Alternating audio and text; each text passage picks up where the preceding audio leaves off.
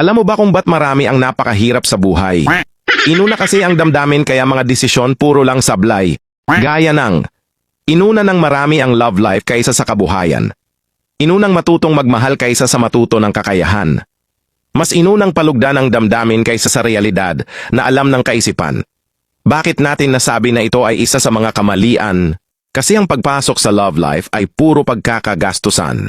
Puwera na lang kung inupahan kang maging jowa ng isang mayaman. May love life ka na. May sweldo ka pa. Kaso syempre hindi naman yun tama, di ba? Hindi tamang magka-love life para lang sa pera. Pero doon naman sa mga hikaw sa buhay dahil inuna ang love life.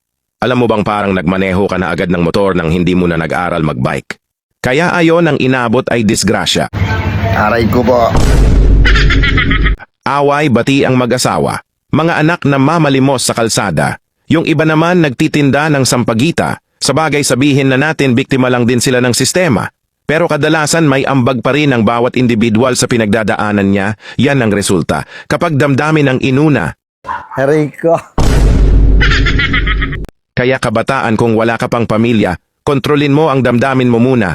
Wala naman problema magpamilya kaso ang problema magkakaproblema kapag pagpapamilya ang inuna.